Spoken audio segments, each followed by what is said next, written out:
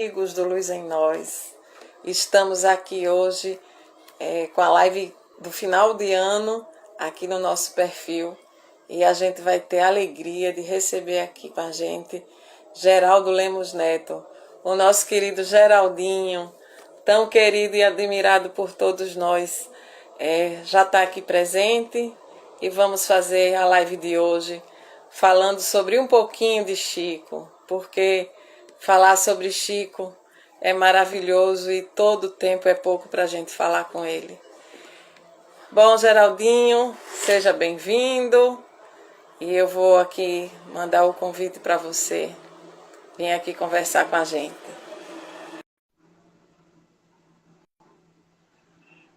Vamos embora, já mandei o convite, aguardando aqui. Oi, Luciana, como vai? Muito bem, Geraldinho, muito feliz, gratidão por ter aceito o nosso convite. Com muito gosto, como vão os nossos amigos aí de Maceió?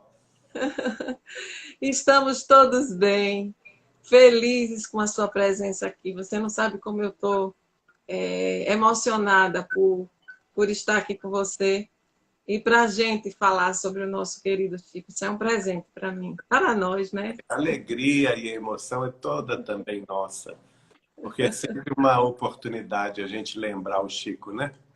Isso, é Então, verdade. foi tão importante para todos nós. É verdade, Geraldinho.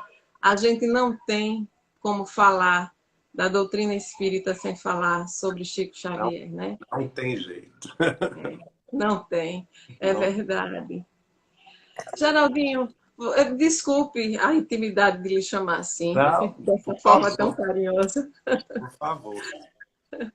mas todos lhe chamam assim por aqui nas redes sociais e acho que é uma forma assim que aproxima você da gente, né? Você transmite essa generosidade, essa simplicidade, essa afabilidade.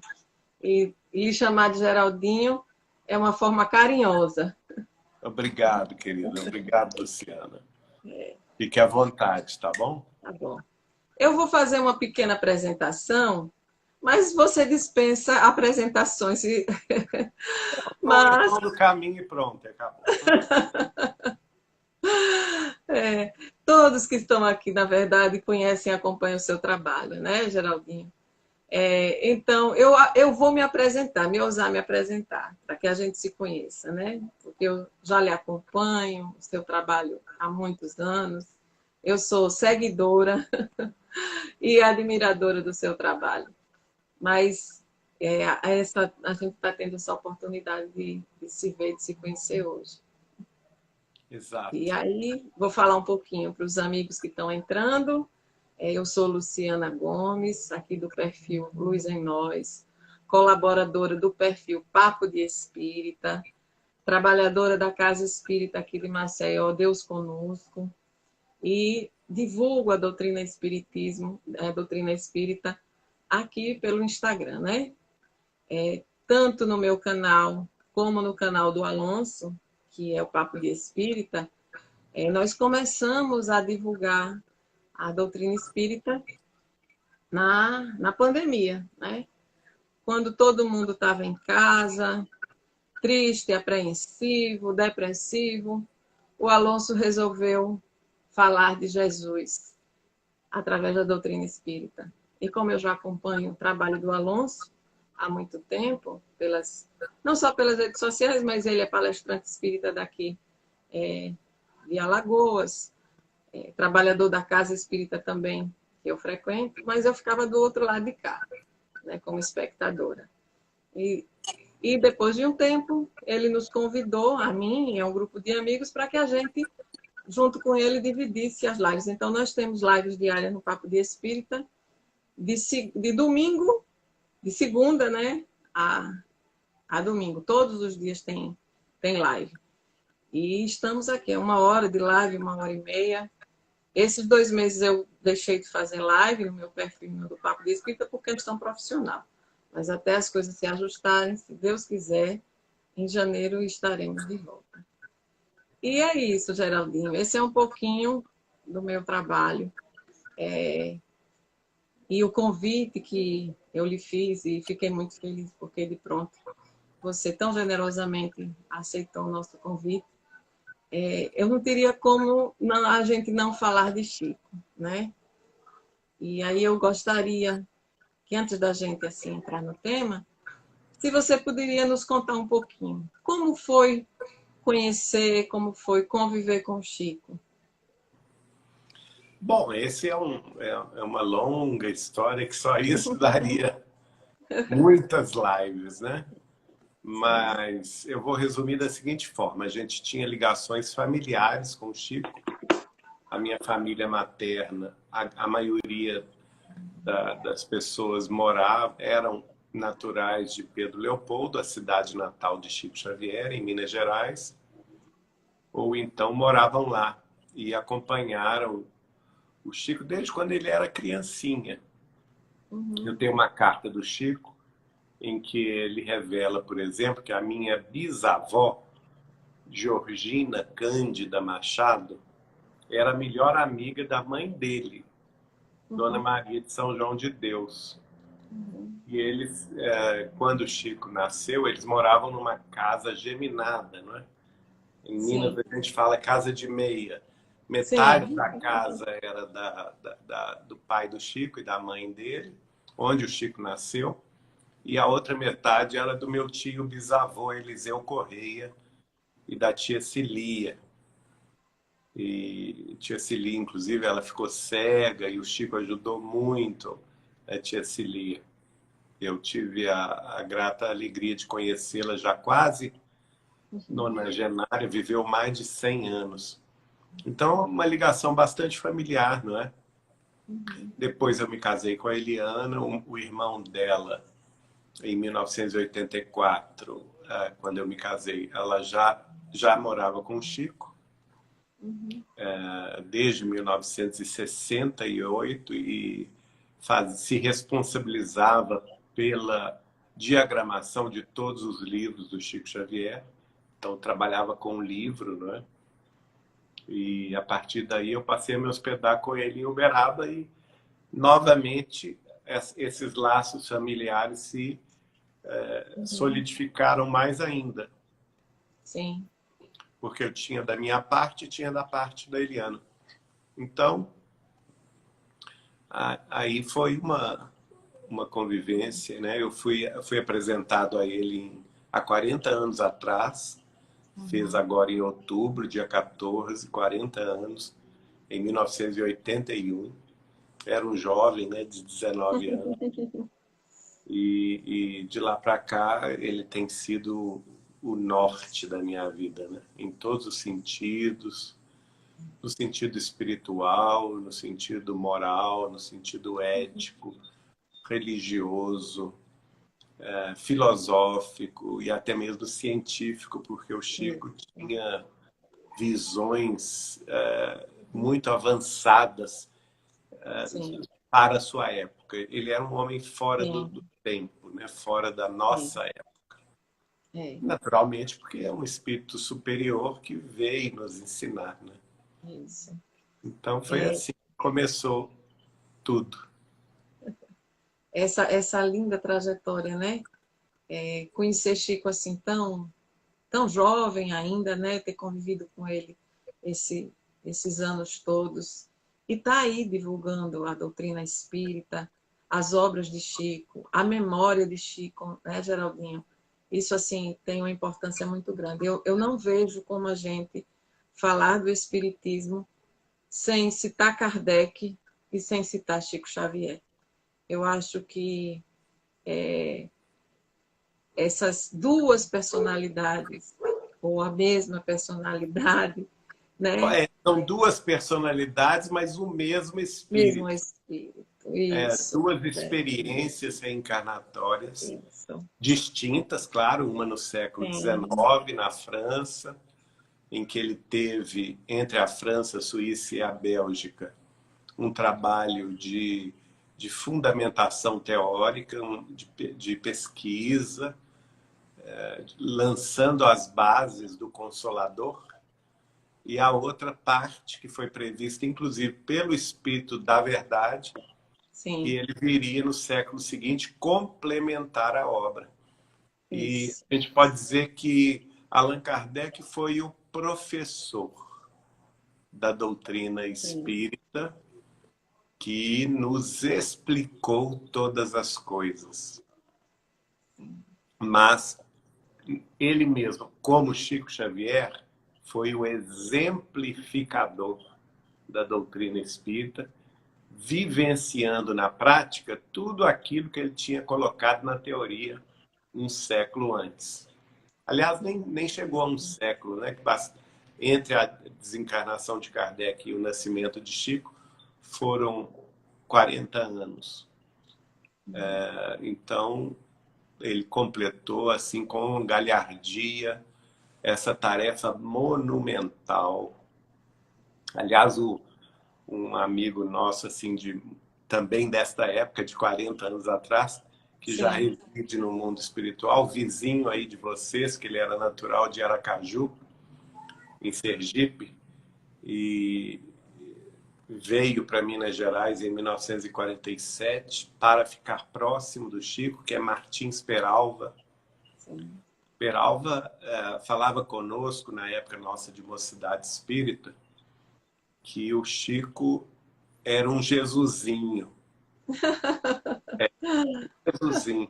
Ele, claro, a gente não vai tomá-lo com a altura espiritual de Jesus, mas Sim, ele foi o espírito mais próximo das exemplificações genuínas do cristianismo primitivo sim. que nós tivemos pela primeira vez no próprio Jesus e pela segunda vez, eu acho que não teve em 20 séculos, quem mais exemplificasse as determinações do Cristo como Chico Xavier. Não vejo, Uhum. sinceramente, com todo o respeito a todas as demais personalidades religiosas de todos os tempos, Chico Xavier foi realmente o ápice da vivenciação cristã genuína. Aquele cristianismo original, primitivo. Como ele próprio falava comigo, olha, Geraldinho, o Espiritismo é Jesus de novo para o coração do povo. E o que estiver fora disso é conversa fiada. E a gente sabe que ele viveu isso na prática. Ele foi vamos dizer assim, o vivenciador, o exemplificador do que é, de fato, espiritismo cristão. E o que é tão difícil da gente ainda colocar isso tudo em prática, né, Geraldinho? Então, só um É espírito realmente difícil. de um É, envergadura. Eliane, Luciana, eu acho que é realmente difícil, mas não é impossível. Sim, Eu acho sim. que nós temos no próprio Evangelho duas figuras emblemáticas, nos demonstrando que não é impossível, que elas talvez deram o maior salto evolutivo em termos de tempo, né, para a reforma íntima.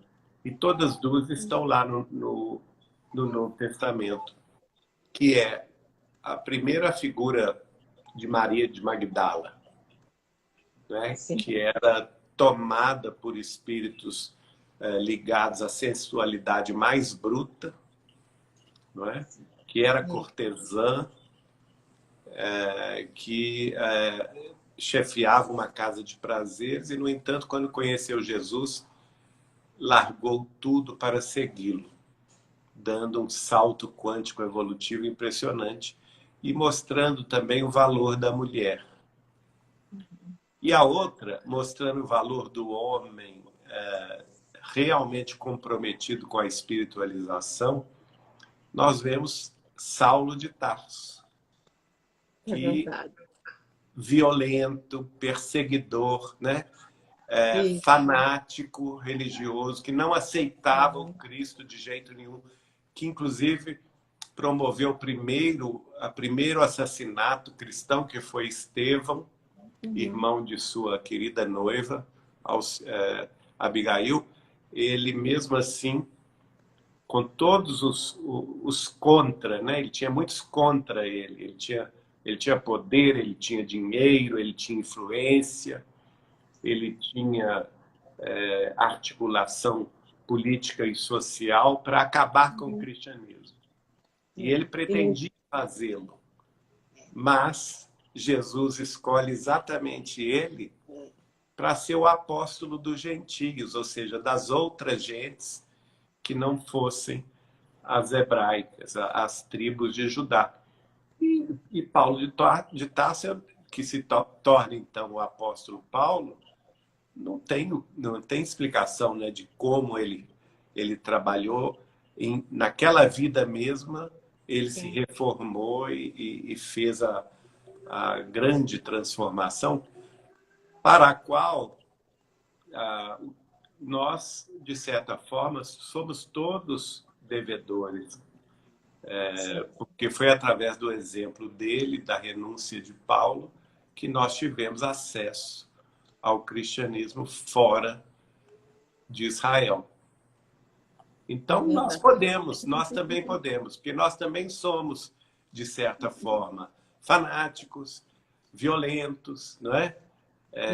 Ainda tão ligados ao mundo, à sensualidade, às questões transitórias do mundo, e, no entanto, é somente a gente decidir, porque a renovação moral, espiritual, é uma questão de decisão única e intransferível da própria personalidade.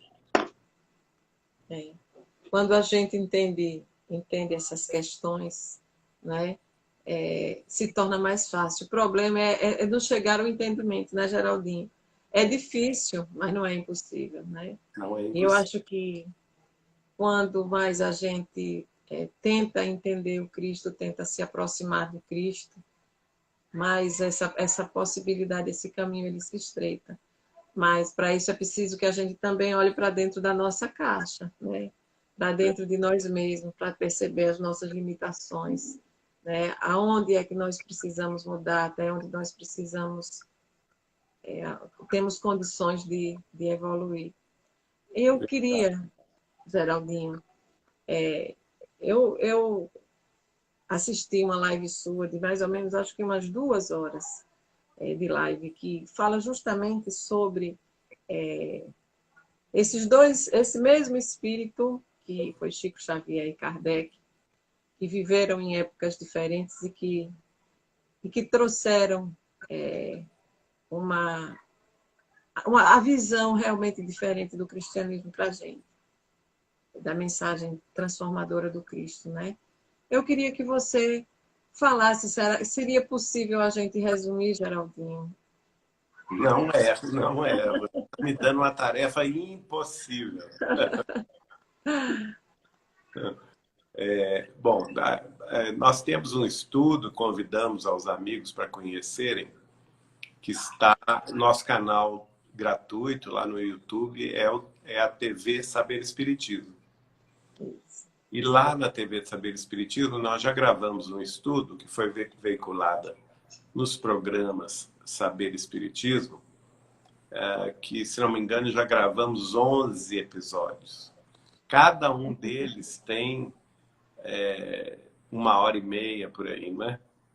Então, nós estamos falando aí de 15 horas, talvez, de programa, falando a preparação da missão de Chico Xavier. E já aí, pensou? Desculpe, como? eu queria que você resuma isso em 40 minutos, tá difícil, né, Geraldinho? É muito difícil.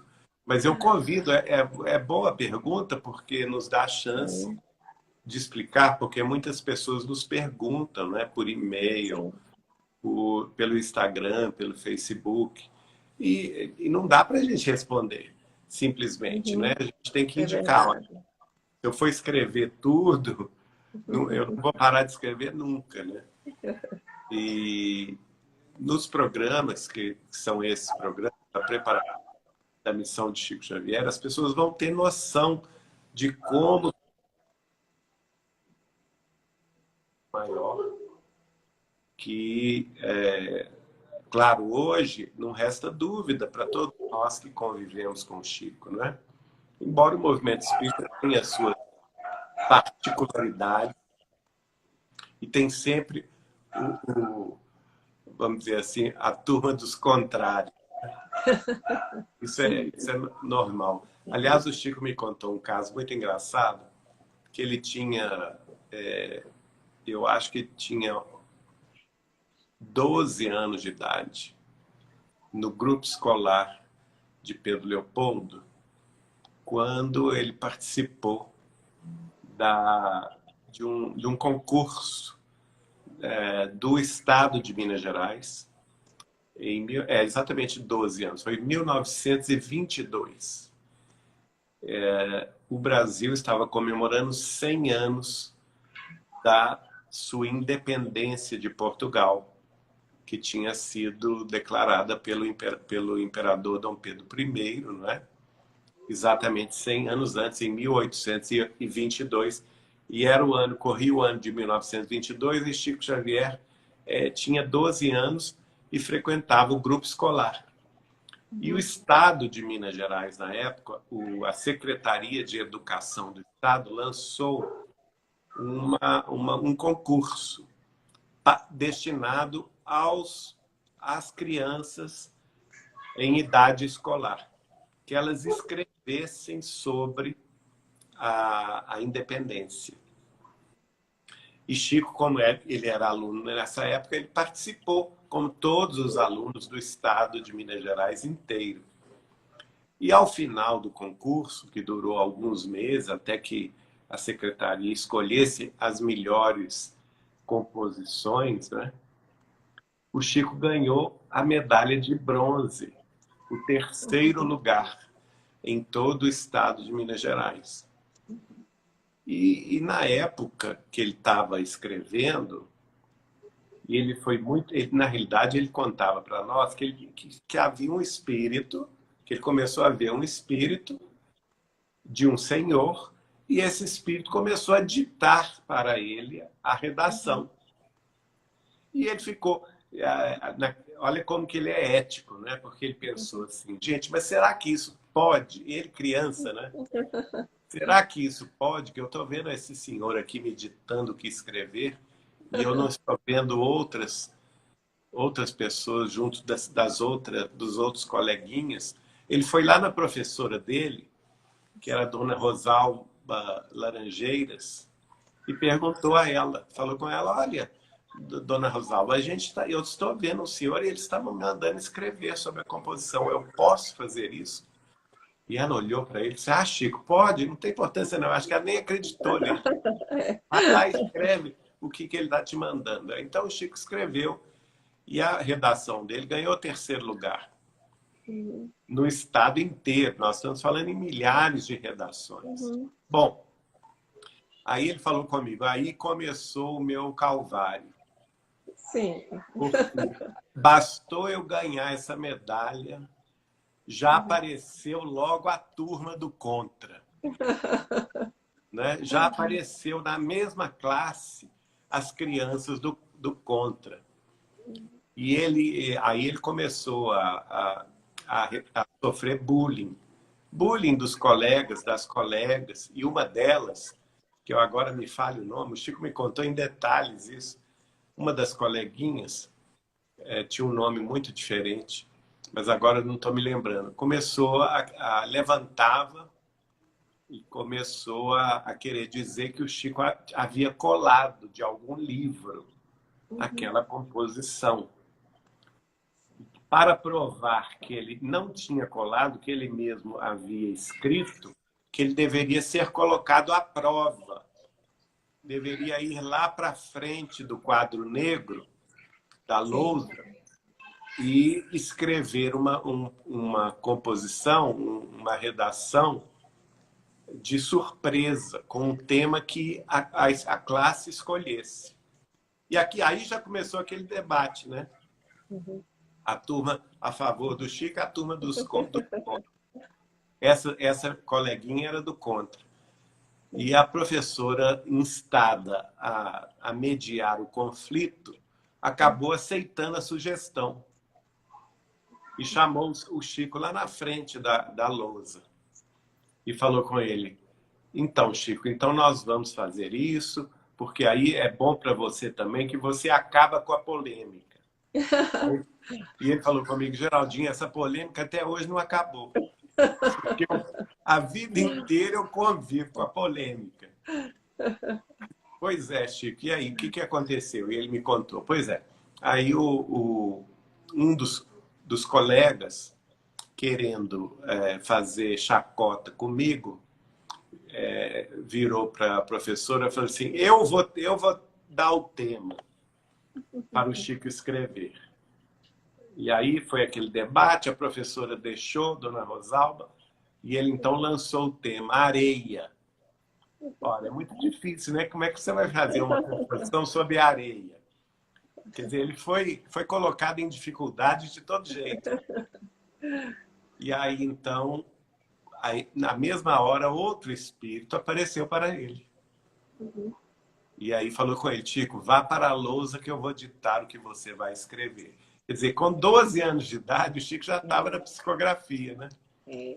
Aliás, na realidade, era clarividência com clareaudiência. Ele via o espírito, ouvia o que o espírito estava ditando e ia lá na lousa e escrevia. E o espírito disse assim: todo mundo depois disso ficou calado. Porque o espírito escreveu, ditou e o Chico escreveu: meus filhos, não escarneçam da criação divina, porque até mesmo um diminuto grão de areia pode perfeitamente refletir a luz do sol de Deus. Que lição! E que lição, né? Que lição! E que ponto final que ele deu na turma contrária, né? A própria dona Rosalba encerrou logo o assunto e falou com a turma: mas vocês não toquem mais neste assunto. Mas depois o Chico falou com ela: foi um homem que veio aqui, um senhor que veio aqui que me ditou isso. Não fui eu que escrevi, não. Ou seja, Imagina, né, Geraldinho? Como? Desculpe interromper, mas imagina o que é para uma criança, né, de 12 anos estar lidando com esses conflitos, né, Geraldinho? Da dúvida dos amigos, dos adultos, conviver com esses dois mundos, o mundo material e o mundo espiritual. Uma tarefa difícil para Chico, né? Uma tarefa extremamente espinhosa, difícil, que exigiu dele renúncia desde muito cedo, porque nós temos que considerar, por exemplo, quando eu tive a conversa com ele em março de 1992, e que ele me afirmou, me confirmou pessoalmente, eu ouvi isso da boca dele, que ele era Allan Kardec, Sim. Reencarnado. Então, de forma que eu fico rindo das pessoas, porque as pessoas têm as suas opiniões, cada um com a sua teoria, mas eu ouvi do próprio Chico, então dá licença, né? Sim. Deixa eu transmitir a minha parcela da verdade. E o Chico falou comigo: desde quando me entendo por gente, na minha meninice, em Pedro Leopoldo, quando eu tinha 5 anos de idade, eu guardo integralmente na memória todas as páginas de O Evangelho segundo o Espiritismo. Ora, como que uma criança de 5 anos de idade seria capaz de ter na memória, como ele me disse, porque eu estou falando o que ele me disse textualmente, todas integral, ele guardava integralmente na memória todas as páginas de O Evangelho segundo o Espiritismo, que ele mesmo havia escrito e publicado em 1864, né? E ele estava em 1915 com tudo na memória ainda. Ora, e nós sabemos o seguinte: com 5 anos de idade, ele não, nesta vida, ele não tinha conhecido o Espiritismo.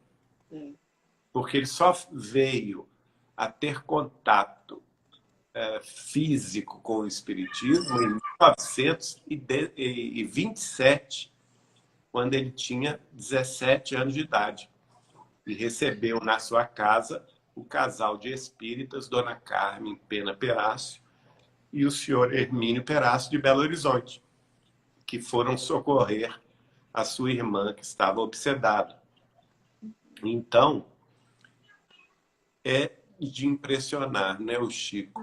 Um outro fato que ele me conta, que mostra a elevação do seu espírito, no sentido da presciência, né, de saber o futuro.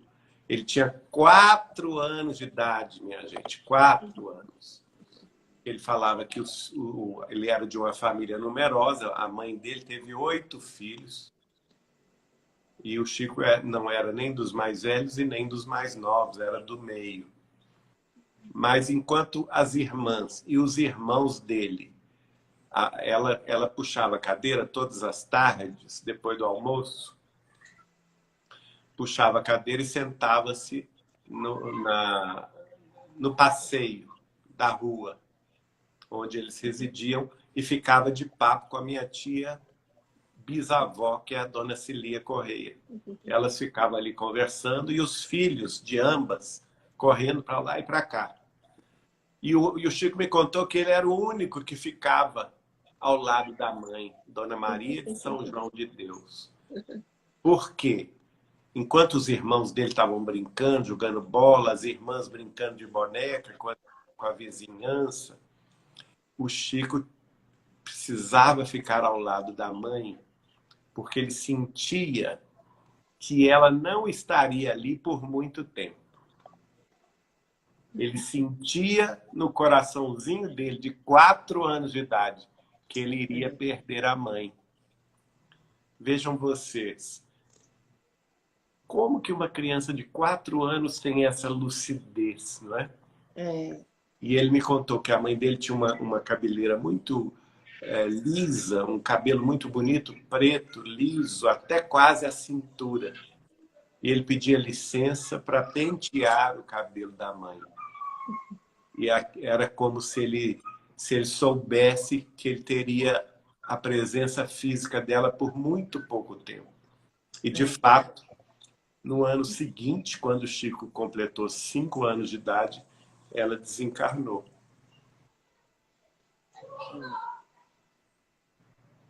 É um espírito diferenciado mesmo, né? E eu fico imaginando assim, o quanto que não deve ter sido difícil para uma criança administrar esse monte de sentimentos e de sensações, sem saber exatamente o que era que estava passando. Conviver com uma família que não era espírita, não é? Deve ter sido muito difícil para o Chico esse caminho. Mas nada que ele não tivesse preparado para viver. Nessa época, como você bem disse, a família é muito católica. Aliás, em 1915, todo o Brasil era muito católico, né? E muito tradicional nesse aspecto. Os padres da Igreja Católica tinham muito poder, muita influência sobre as famílias. O espiritismo era perseguido. Eu lembro da minha tia-avó, Adélia Machado de Figueiredo, que era de Pedro Leopoldo também, só que ela nasceu em 11 de abril de 1900. 21 de abril, desculpe, de 1900. E ela é espírita antes mesmo do Chico ser espírita, mas ela casou muito cedo, foi morar em Belo Horizonte. E ela me contava, na década de 70, de 80, que para fazer reunião espírita, em 1920, 1920 e poucos, em Belo Horizonte, tinha que primeiro pedir autorização na delegacia de polícia. E o delegado de polícia destacava um soldado, um policial, para presenciar a reunião. Veja bem. Então, era uma época de muita dificuldade. Mas aí eu vou contar outro caso do Chico, que ele tinha mais ou menos A mãe dele ainda estava viva, não é? Então ele tinha menos de 5 anos de idade. E nessa ocasião os pais gostavam mais do padre que oficiava a missa na cidade de Matozinhos. E Matozinhos fica a 7 quilômetros de Pedro Leopoldo. Então, todos os domingos, o senhor João Cândido, pai de Chico, e a mãe dele, Dona Maria de São João de Deus, pegavam os 8 filhos e iam a pé até Matozinhos para assistir à missa do padre com quem eles tinham mais confiança. E iam a pé. E nesse interim, a vizinha deles em Pedro Leopoldo, que estava grávida, perdeu o bebê num aborto espontâneo. E eles foram caminhando, o pai dele com a mãe dele, comentando o assunto. Durante a ida até Matozinhos, viram a missa e voltaram. E na volta, aí o que aconteceu? O pai começou a falar mal da vizinha, como se o aborto tivesse sido uma irresponsabilidade dela. Começaram a julgá-la. E a mãe do Chico defendendo-a.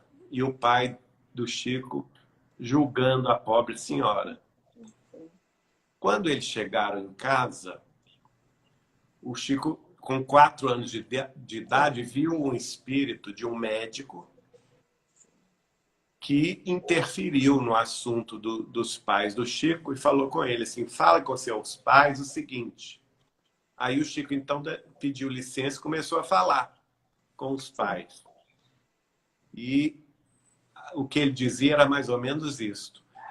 A vizinha, a dona fulana, não lembro o nome, não teve culpa alguma na questão do aborto, porque o aborto do feto foi espontâneo, não foi provocado.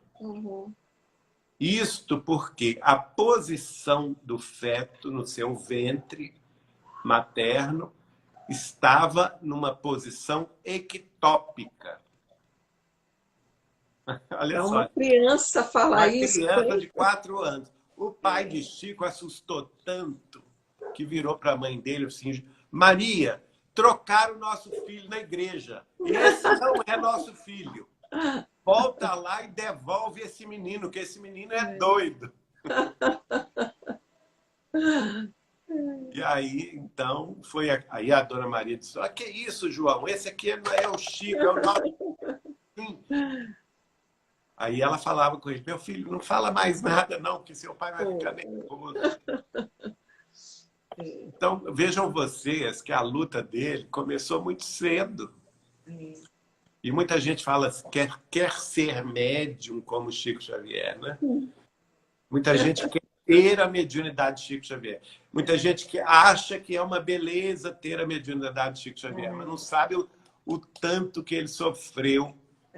O ataque das sombras, das trevas, dos espíritos infelizes para derrubá-lo desde muito cedo. Não é?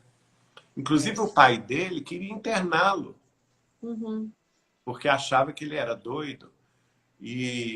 Só que o Chico, a essa altura, já participava da catequese, ele ensinava catequese às crianças na igreja matriz de Pedro Leopoldo e ficou amigo do padre Sebastião Scarzelo. Sim. E aí ele era de origem italiana, mas muito amigo do Chico, gostava muito do Chico. E aí falou com ele assim: Chico, o Chico tinha 8 anos de idade. O seu pai quer te internar. Porque o Chico era assim, ele ia na missa, ele falava conosco. Como ele tinha mediunidade, ele via maravilhas na missa. Ele via os espíritos de luz descendo durante o ofício da missa. Quando o padre consagrava a hóstia, por exemplo, né? E o vinho para distribuir, eu não sei porque eu nunca fui católico, mas quem foi católico vai me entender. distribuir a hóstia na comunhão, não é? Isso. E ele via que essas hóstias todas eram iluminadas por espíritos diáfanos, de luz. Uhum. Mas ele observava que nem a pessoa colocava aquela luz na boca, Sim. mas a maioria delas, essa luz se apagava. Olha só. Algumas não. Algumas, o Chico falava que a luz entrava pela boca e descia mais ou menos na altura do coração e iluminava o ambiente. Olha que coisa linda. As pessoas boas, ele via esse linda. fenômeno. E ele relatava isso para o padre, Sebastião Scarzello. Desculpe. E aí, então, o padre falava com ele: olha, Chico, você não conta isso a ninguém. E ele falava: mas o senhor acredita em mim? Eu acredito. Você é um menino bom. Não tem razão para mentir. Eu acredito. Só que eu não explico. Eu não tenho jeito de explicar o que você... Porque eu não entendo o que você me diz. Então, eu recomendo a você ficar calado. Não conte isso a seu pai. Porque ele já me procurou aqui querendo te internar no hospital Galba Veloso, em Belo Horizonte, que é para... Naquela época, eles chamavam de doidos, né? Uhum. Mas pessoas perturbadas mentalmente. E eu sei que você não é perturbado. Uhum. Então, eu vou fazer o seguinte: eu vou arrumar um emprego para você. Olha, o padre foi intuído pela espiritualidade maior. Uhum. Porque ele sabia que o seu João Cândido, pai do Chico, era muito pobre, vivia de vender loteria, e daí ele tinha uma família numerosa, 8 filhos para criar. A dona Maria não tinha condição de trabalhar fora, porque ela tinha que cuidar dos outros, dos 8 filhos. Então, ele pensou: se o Chico trabalhar, se eu arrumar um emprego para o Chico, a renda que ele vai ter vai ajudar o pai a criar a família, Uhum. a ser arrimo de família. Sim. Então, ele não vai poder internar o Chico. O padre Tirava do foco, né? Aí, então, o Chico aceitou e o padre arrumou para ele o primeiro emprego dele, que foi como tecelão na fábrica de tecidos, chamava-se Fábrica de Tecidos Belo Horizonte, que era sediada em Pedro Leopoldo, e o Chico passou, então, a descascar o algodão, né? Ele pegava o algodão, descascava com a mão, e para fazer aquela matéria-prima que iria virar tecido, né, na fábrica de tecidos. Naquela época, como não existiam máquinas para fazer isso, eram as crianças que faziam. Uhum. E o Chico, com 8 anos de idade, fazia isso. E ele fez isso, gente. Ele me contava que os dedos dele, da mão, ficavam todos, porque parece que o algodão machuca, né, a mão. Ele é cheio de coisas, espinhos pontiagudos, machuca muito a mão. E, além disso, o pó do algodão começou a afetar o pulmão do Chico Xavier. Ele teve não sei se é uma pneumonia, se é uma infecção pulmonar grave, por trabalhar, ainda criança, na tecelagem em Pedro Leopoldo. Que vida difícil, né? Assim, nessa questão financeira, né? Na questão educacional também, né? E Chico venceu com tanta simplicidade, né? Geraldinho com tanta sabedoria, com tanta humildade, com tanta grandiosidade de espírito, todas as dificuldades materiais, né?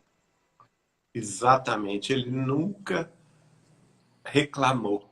Nós ficamos sabendo, aliás, nós tivemos acesso a essa gravação na voz do próprio Chico Xavier.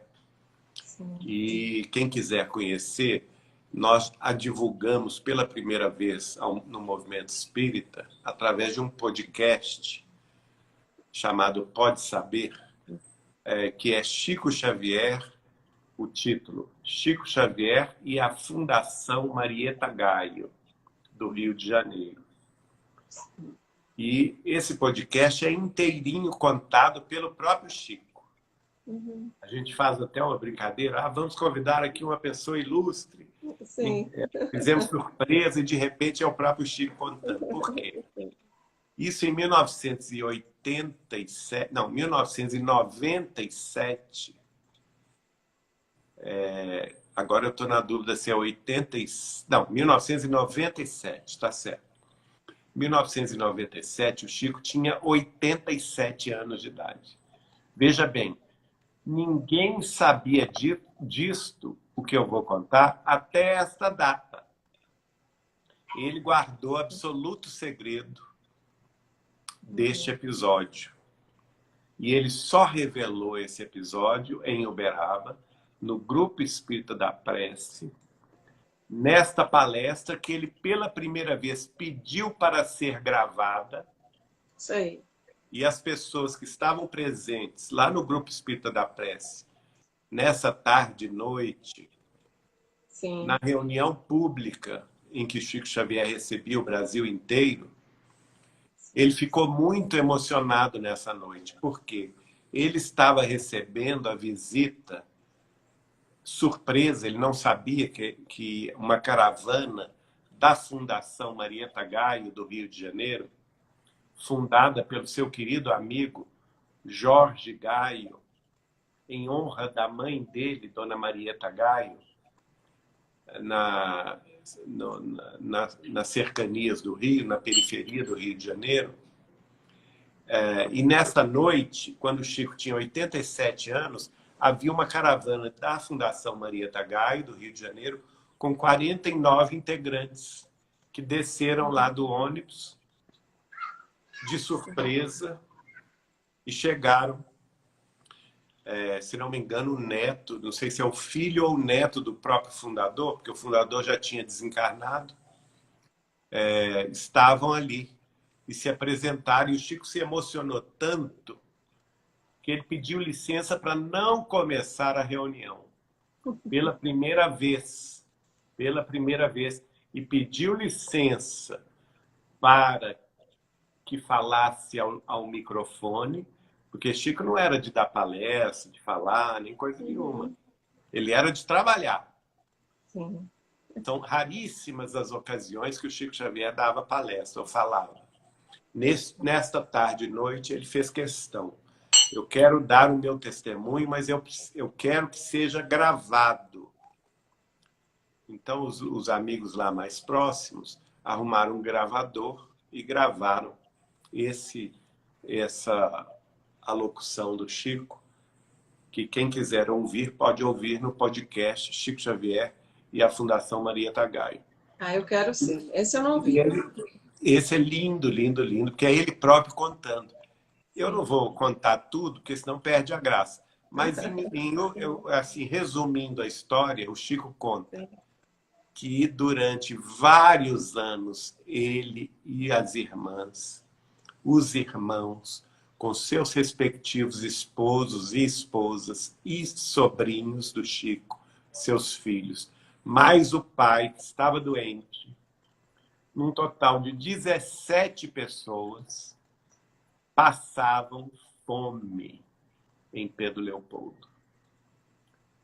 Enquanto o Chico recebia as multidões, inclusive espíritas do Brasil inteiro, do Rio, de São Paulo, de Belo Horizonte, não é? Do interior todo do Brasil, que iam lá, às vezes espíritas com condição financeira muito boa. Em Pedro Leopoldo mesmo, tinha a família Joviano, o Dr. Rômulo e a Dona Maria Joviano, por exemplo. O Dr. Rômulo era o chefe do Chico na Fazenda Modelo. E tinha uma vida muito boa financeiramente, era o funcionário público mais graduado da cidade de Pedro Leopoldo, porque ele dirigia um instituto do Ministério da Agricultura. Não é?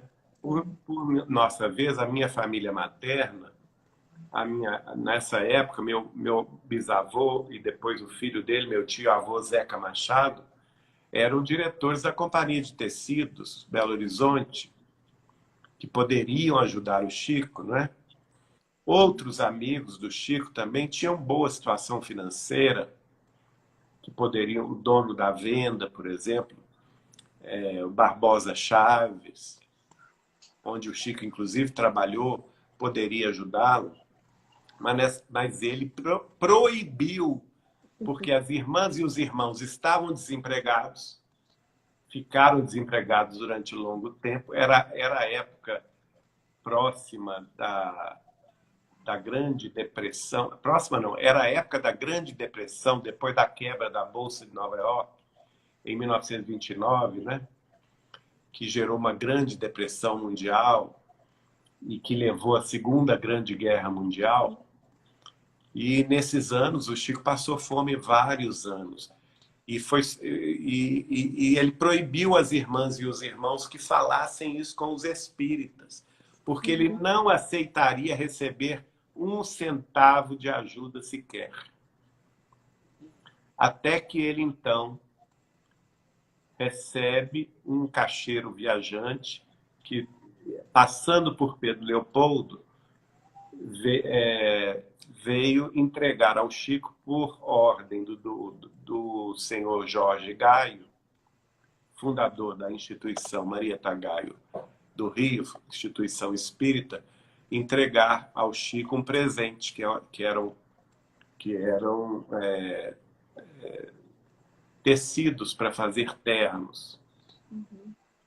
E, coitadinho do Chico, não tinha dinheiro para comer e ganhou de presente aqueles tecidos de cachemira inglesa, né? Então, o que ele fez? Ele foi na loja do Barbosa Chaves e trocou por dinheiro e tal. E daí, conversa vai, conversa vem, o próprio Barbosa Chaves falou com esse caixeiro viajante que o Chico havia trocado o presente em recursos para sustentar a família. Aí ele volta ao Rio, conta isso ao Jorge Gaio, fundador da instituição, e ele então inscreve o Chico, porque lá no Rio eles faziam distribuição de cestas básicas, de mantimentos todo mês para as senhoras viúvas com filhos ou os desempregados, não é? Eram os assistidos da Fundação Marieta Gaio. E o Chico passou a receber essa ajuda da Fundação Marieta Gaio até ele se firmar no emprego que se deu em 1935, entre 33 e 35, quando ele entra finalmente, passa no concurso para se tornar funcionário público federal do Ministério da Agricultura, na Fazenda Modelo, em Pedro Leopoldo, e aí ele tem um vencimento maior. Então, durante muitos anos, ele foi assistido da Fundação Marieta Gaio. E aí, a humildade dele é tão grande nesse relato dele, que ele se sentia feliz de estar entre as irmãs necessitadas, irmãs e os irmãos necessitados na fila do pão da Fundação Marieta Gaio. E nesse momento aí ele dá esse testemunho em honra à memória do seu Jorge Gaio, da Dona Marieta Gaio, e o pessoal todo da caravana que estava presente chora, não é, de emoção, porque eles não sabiam disso, olha só. Ninguém sabia disso, e o Chico guardou segredo disso até ele fazer 87 anos de idade. E nenhum de nós sabia que ele tinha passado fome. A gente sabia que ele tinha tido uma vida difícil, mas nenhum de nós sabia, nenhum de seus biógrafos, nenhuma das famílias amigas sabia que Chico Xavier e sua família havia passado fome em Pedro Leopoldo. E não aceitava que nenhum dos integrantes de sua casa, de sua família, pedisse dinheiro para sustentar o seu lar. Inclusive, ele teve muita dificuldade com o pai, senhor João Cândido Xavier. Porque logo que ele começou a lançar livros, o Parnaso de Além Túmulo foi lançado no dia 1º de junho de 32. Logo depois veio Cartas de uma Morta, em 35. E começaram os livros de Emmanuel, por volta de 38, há 2000 anos, né? A Caminho da Luz. Humberto de Campos vai escrever Brasil, Coração do Mundo, Pátria do Evangelho. Emmanuel escreve o primeiro livro, Emmanuel, depois Roteiro, O Consolador. E esses livros logo tornam-se best-sellers. Então, caem no gosto popular e o Chico se torna uma pessoa pública, famosa, da noite para o dia. Né? E Pedro Leopoldo se enche de gente atrás do Chico Xavier. E o pai dele falava com ele assim: Chico, mas não é possível, nós passando fome, passando necessidade aqui em casa, e você não recebe 1 centavo dos livros que são seus? Isso não pode ser. E ele falava com o pai: mas papai, os livros não são meus. Eu não tenho esse direito de receber 1 centavo sequer do fruto da minha mediunidade. E isso é uma lição que vale até hoje. Aliás, mais hoje do que nunca, porque tem muito médium aí se aproveitando dos recursos financeiros, não é? Ou então palestrantes se aproveitando de venda de palestras, venda de cursos online. Isso é um absurdo, gente. Não vamos cair nessa vala comum, não, pelo amor de Deus. Vamos ver o exemplo de Chico Xavier. E ele então falou com o pai: não posso receber, porque os livros não são meus, são dos espíritos. Aí o pai dele falou com ele assim: mas esse último livro que você lançou, que todo mundo fala nele, o tal do Há 2000 anos, não é esse que escreveu, que você chama de Emmanuel? Ele no livro não é um senador romano? Aí o Chico falou com ele: papai, é o senador Públio Lentulus, de Roma. Pois é, mas essa história não se passou há mais de 1900 anos? De fato, papai, se passou há mais de 1900 anos. Na Roma Antiga? Na Roma Antiga. Pois então, meu filho, esse homem está desatualizado. A carestia, na época, 1900 anos para cá, a carestia, a inflação, o preço das coisas já subiu muito e ele não está sabendo. Fala com ele. E aí ele ri, ele fala assim: meu pai, não tem jeito, o senhor não compreende. Difícil, Geraldinho, difícil. Não é? Difícil essa compreensão, né? Não só para ele, para o pai de Chico, mas com esse exemplo que você acabou de falar, né?